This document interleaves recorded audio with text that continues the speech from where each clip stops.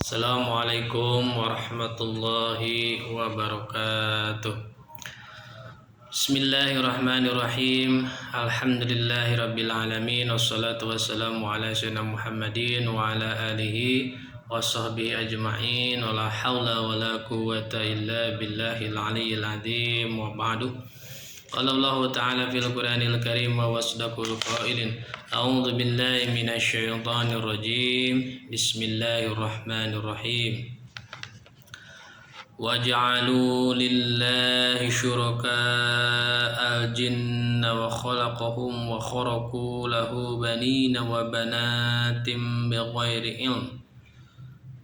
Subhanahu wa ta'ala amma yasifun. Qala an-nabiy sallallahu alaihi wa alihi wasallam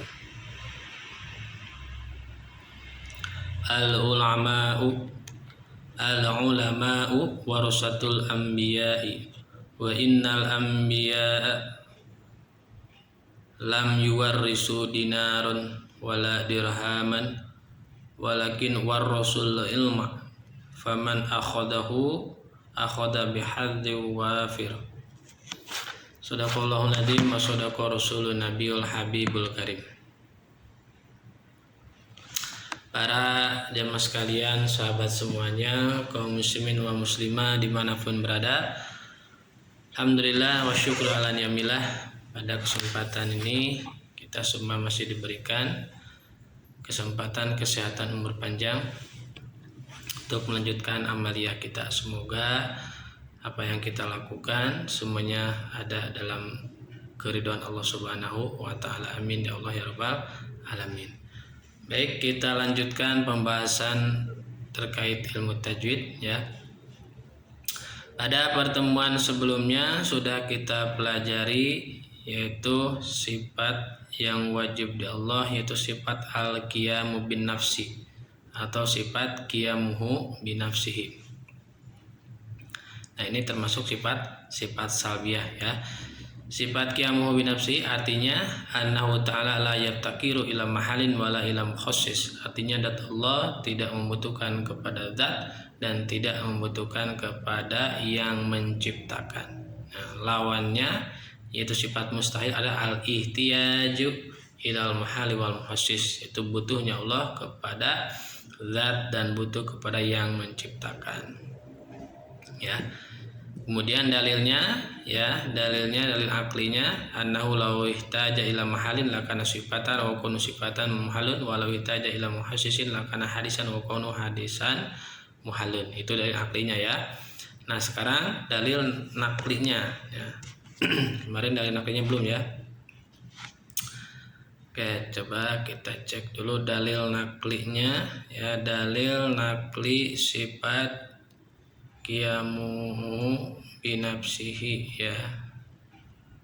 Sifat qiyamuhu binafsihi. Nah, dalil naklinya itu terdapat dalam Al-Quran surat Al-Isra.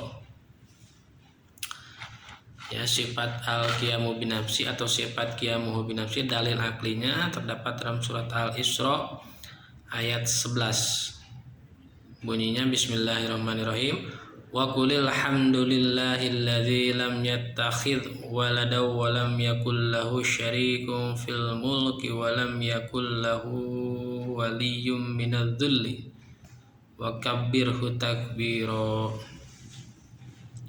Ya, itu Al-Isra ayat 111 dalil nakli sifat qiyamuhu binafsihi. Baik, kita lanjutkan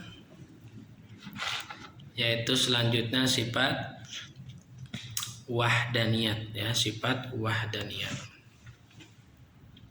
Wahdaniyat ini masih termasuk sifat salbiyah ya. Wahdaniyat wa yajibu bihaqqi ta'ala al-wahdaniyatu fid dzat wa fi sifat wa fil af'al. Ya, jadi wajib di haknya Allah ya. Wajib indal akli ya, yaitu sifat wahdaniyat. Wahdaniyat artinya tunggal atau esa. Nah, wahdaniyat tunggal di sini ya baik tunggal dalam segi dat, segi sifat maupun af'al ya.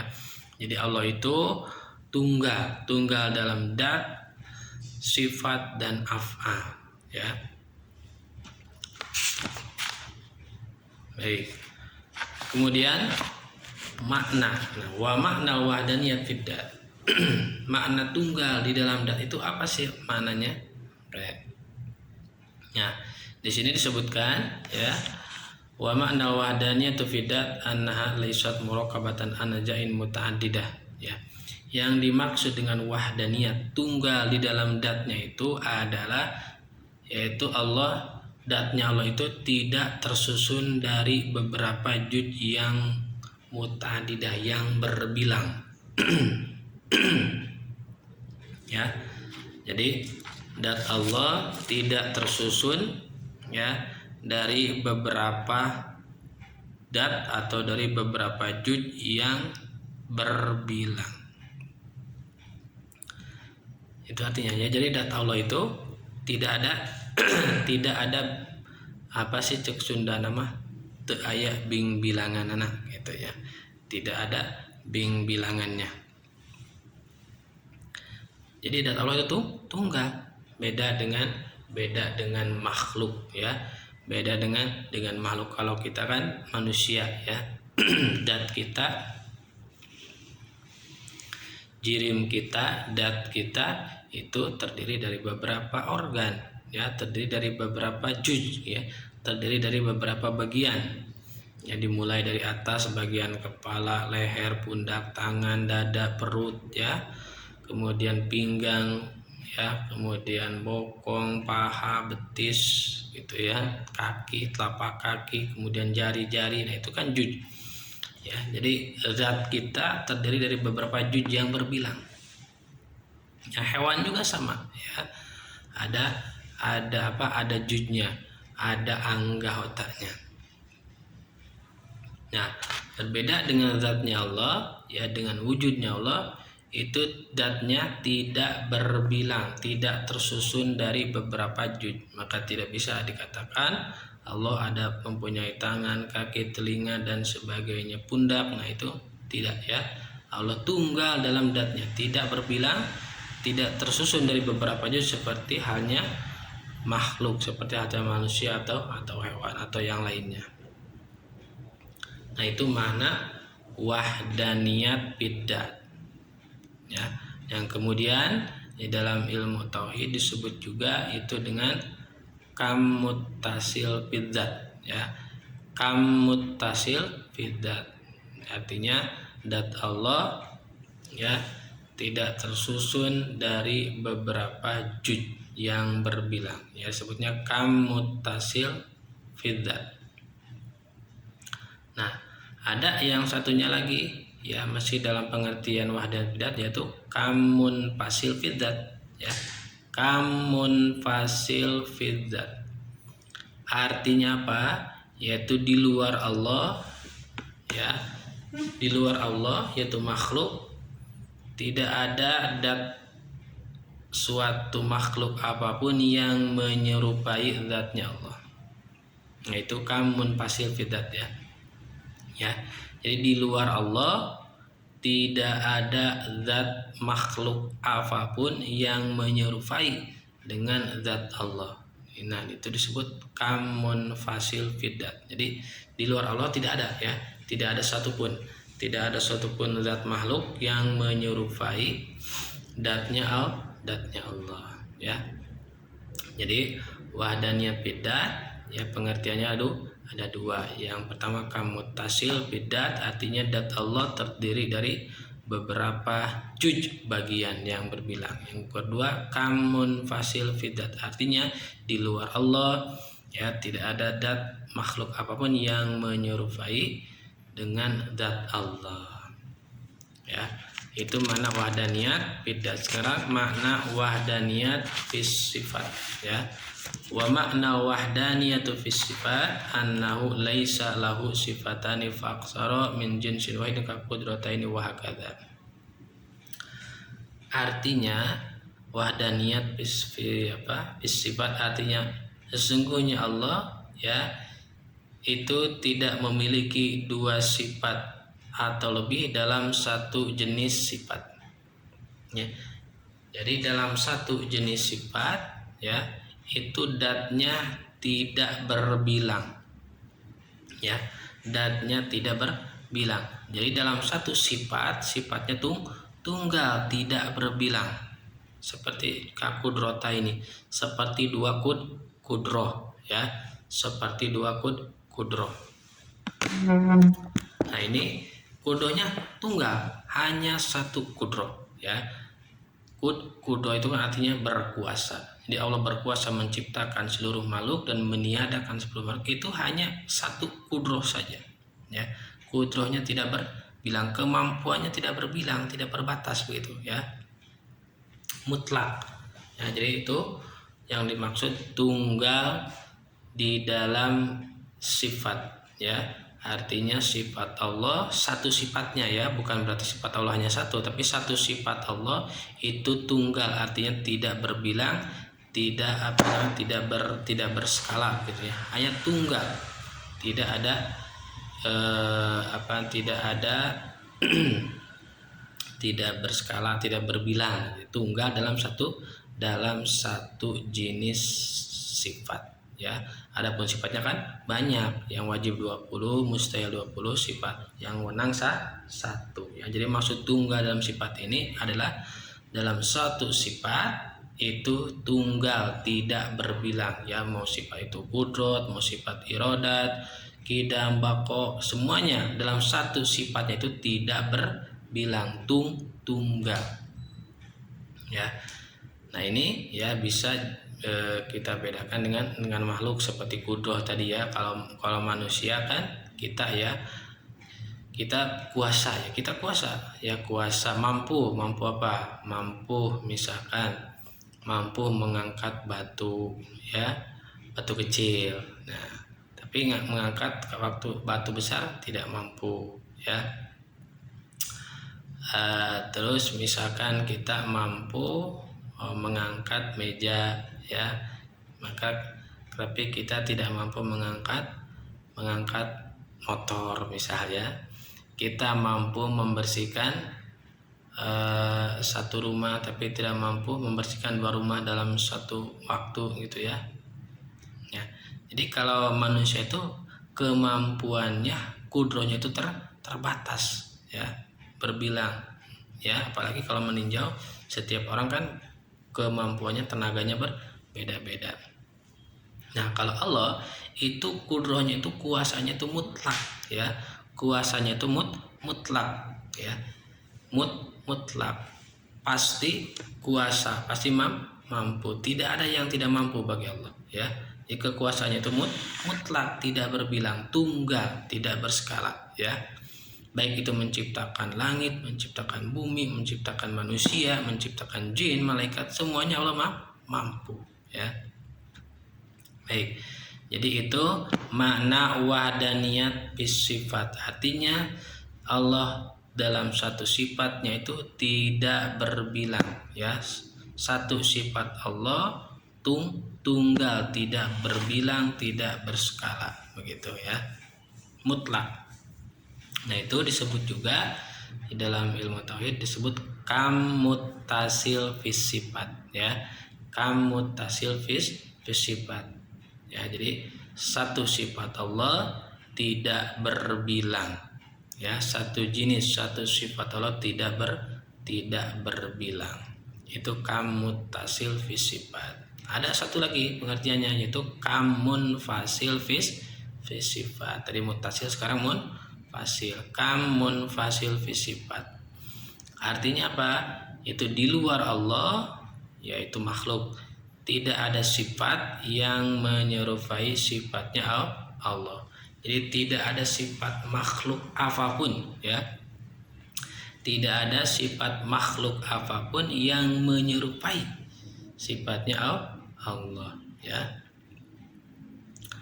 tidak ada, ya. Seperti misal, ya,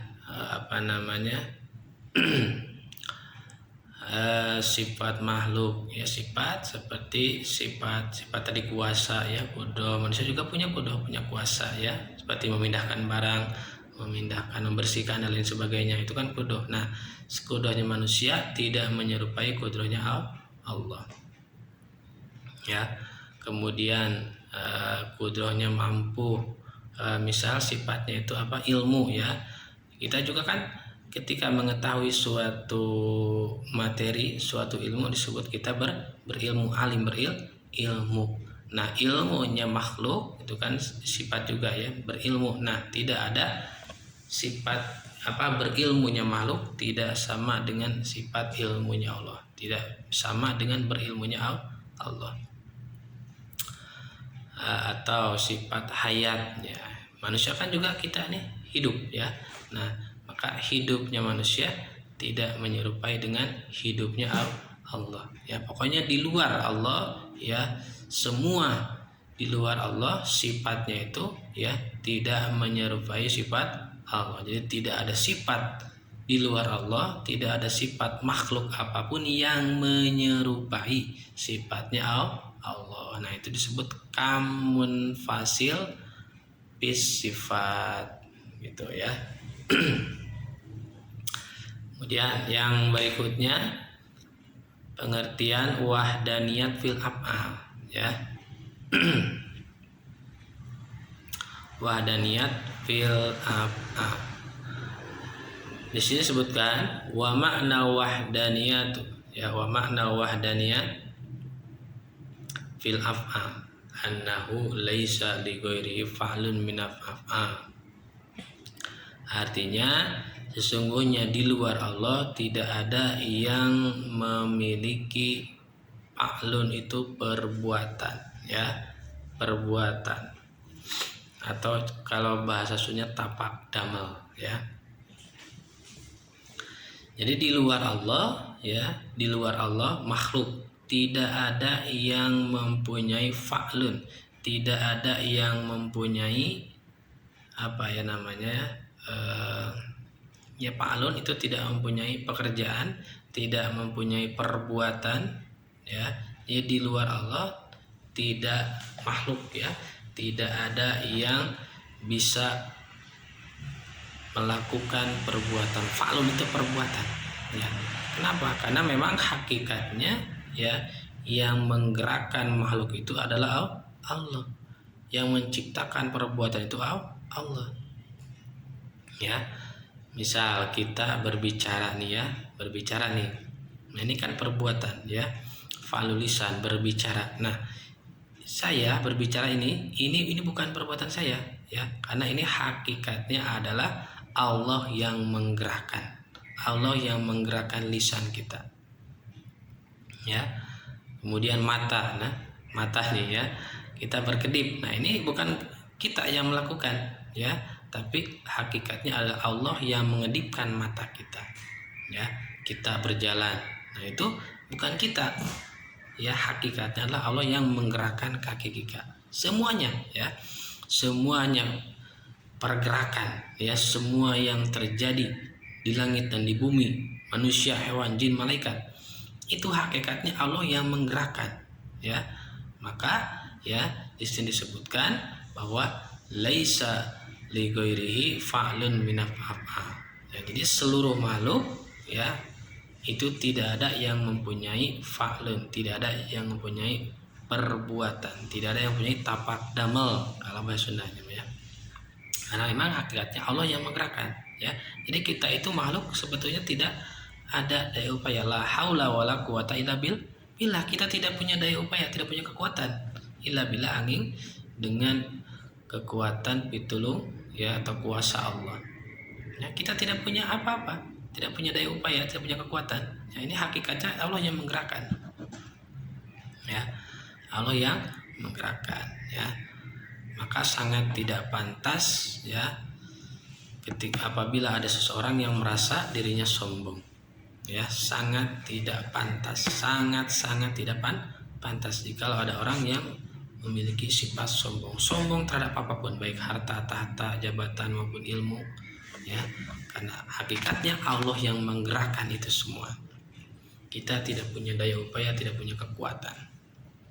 Baik ya, itu makna wahdaniyat fil af'al ya. Jadi di luar Allah yaitu makhluk tidak ada yang mempunyai perbuatan, ya, fa'lun.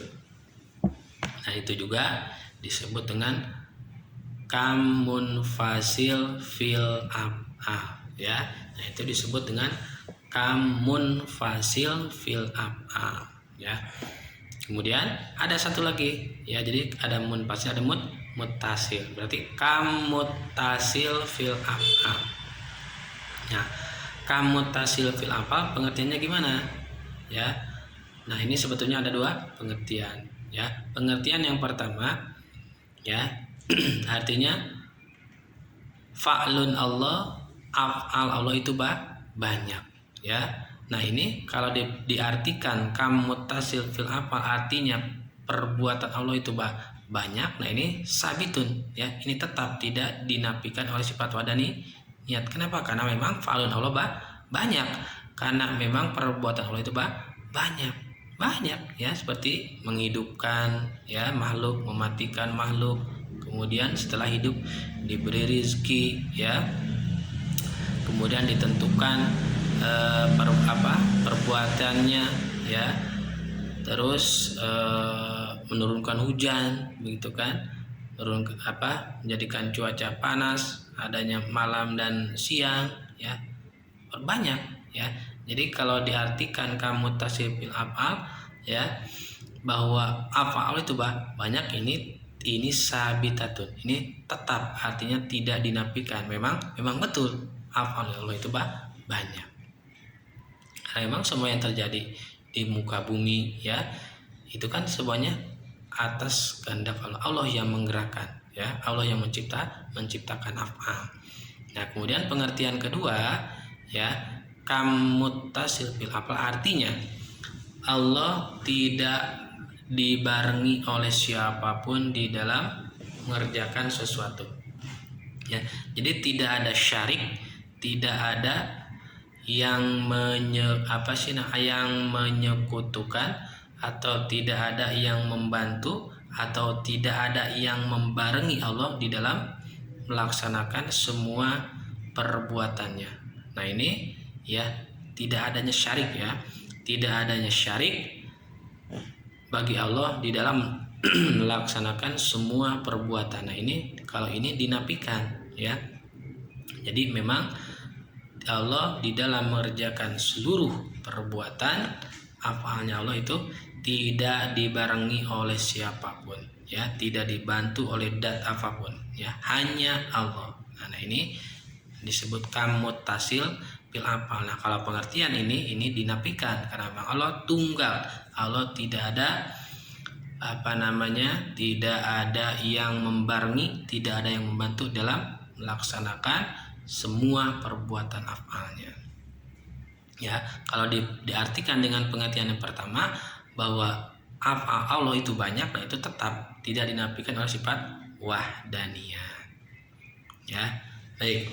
Jadi sifat wahdaniyat, tunggal atau esanya Allah itu ada dalam tiga, ya, ada tiga pengertian. Ada wahdaniyat bidat, tunggal di dalam dat, kemudian wahdaniyat fis sifat, tunggal dalam sifat, kemudian wahdaniyat fil af'al, tunggal di dalam perbuatan, ya. Kemudian di masing-masing yang tiga itu, ya, wahdaniyat bidat, fis sifat, dan af'al, ada masing-masing dua pengertian, ya. Ada yang disebut kamuttasil, ada disebut kamuttasil, ya. Kamuttasil bidat, kamun fasil bidat, kamuttasil fis sifat, kamun fasil fis sifat, kamuttasil fil af'al, kamun fasil fil af'al. Jadi kalau dirinci, ya, di detail ada 6 pengertian, ada 6 pembahasan, dan semuanya itu dinafikan, ditiadakan oleh sifat wahdaniyatnya Allah. Jadi Allah itu tunggal, ya. Baik, itu pengertian sifat wahdaniyah. Kemudian sekarang lawannya, lawan dari sifat wahdaniyat, wadiduha at-ta'addud. Nah, lawan dari sifat wahdaniyat adalah at-ta'addud. Apa ta'addud? Berbilang, ya. wahdaniyat artinya tunggal, esa ta'adud artinya tunggal. Jadi mustahil Allah itu ta'adud. Mustahil Allah itu berbilang. Ya, baik dalam segi dat, sifat maupun af'al. Nah, yang 3 tadi aja sama ya. Jadi mustahil kalau Allah itu datnya berbilang ya. Seperti tadi kamu tasil bidat, mustahil dat Allah itu berbilang, ada juznya, ada bagiannya ya. Atau kamun fasil bidatnya mustahil di luar Allah ada dat makhluk yang menyerupai datnya Allah begitu ya. Kemudian berarti ta'adud yang mustahil dalam segi sifat. Tadi kamu tasil sifat, berarti mustahil satu sifat Allah itu berbilang. Mustahil satu sifat Allah itu ada skalanya ya. Kemudian kamun fasil sifat, berarti mustahil di luar Allah, tidak mungkin ada sifat di luar Allah, sifat makhluk yang menyerupai sifatnya Allah ya. Kemudian di dalam fil apa ya, kamu tasil fil apa, berarti mustahil ya Allah di dalam mengerjakan setiap apanya itu dibarengi oleh dat yang lain. Mustahil Allah dibantu oleh sesuatu apapun di dalam melaksanakan apanya, mustahil. Kemudian kamun fasil fil apa, berarti mustahil, tidak mungkin ya di luar Allah yaitu makhluk mempunyai fa'lun, mempunyai action, yang mempunyai apa, mustahil ya, karena memang kita itu la haula wala quwata illa billah, tidak punya daya upaya dan kekuatan. Jadi segala sesuatu yang terjadi di muka bumi, di langit maupun di bumi, apapun itu hakikatnya Allah yang menggerakkan ya. Jadi mustahil Allah di luar Allah ada yang mempunyai fa'lun minal af'al. Baik ya, itu jadi lawannya adalah ta'adud, berbilang ya. Mustahil Allah berbilang dalam segi dat, sifat maupun apa. Itu sifat yang mustahilnya. Nah, sekarang dalilnya. Nah, dalil dari sifat wahdaniyat apa? Wa dalilu ala dzalik annahu law kana muta'addidan lam yujad syai'un min hadhil makhluqat ya. Dalilnya dalil akli ya yang dimaksud ya, karena bagaimana disampaikan dalam ilmu tauhid yang didahulukan itu dalil akli, dalil yang berasal dari pola pikir ya. Jadi yang didahulukan dalil akli dulu, baru kemudian nanti diperkuat dengan dalil naqli, disempurnakan dengan dalil naqli. Nah, dalil aklinya adalah annahu law kana muta'addidan, jikalau seandainya Allah itu berbilang ya, muta'addidan berbilang ya, karena tidak ada space ya, tidak ada sesuatu di antara wahdaniyat dan ta'adud ya. Kalau tidak tunggal berarti berbilang, kalau tidak berbilang berarti tunggal. Nah, kalau Allah tidak tunggal berarti berbilang ya, baik berbilang dalam segi dat, sifat maupun af'al. Maka lam yujad syai'un min hadhil makhluqat, maka tidak akan ditemui sesuatu apapun daripada ini semua makhluk. Jadi tidak akan ada makhluk apapun ya. Kalau memang Allah itu berbilang ya, Allahnya banyak misalnya, datnya berbilang misal begitu, datnya berbilang. Kemudian di luar Allah ada dat yang menyerupai datnya Allah, atau sifatnya Allah tadi berbilang ya, mutasil munfasil, semuanya berbilang. Maka ini alam dunia ya, semuanya makhluk tidak akan terwujud, karena pasti akan terjadi ikhtilaf, pasti akan terjadi perselisihan ya, pasti akan terjadi perselisihan. Misal ya Allah ini menghendaki A, Allah ini menghendaki B, nanti akan perebut misalnya, nanti akan hancur, tidak akan terjadi ya. Sifatnya berbilang ya, nanti juga akan berefek kepada makhluk, tidak akan terjadi karena berbilang. Karena ketika berbilang nanti akan ada beberapa opsi begitu, ada beberapa kemauan, ini seperti ini seperti itu ya. Jadi nanti rencananya akan beragam begitu. Nah ketika beragam, ya nanti akan ada perselisihan, ya akan hancur ya.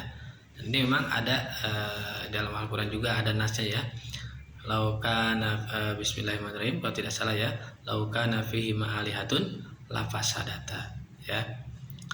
Kalau seandainya di langit dan di bumi ya ada beberapa Allah, ya Allahnya itu banyak dan tunggal, lafasadata pasti bakal rusak ini ya, langit dan bumi semua alam makhluk akan rusak, so tidak akan ditemui. Lam yujad syai'un minal makhluk kau tidak akan ditemui ya kalau Allah itu berbilang ya.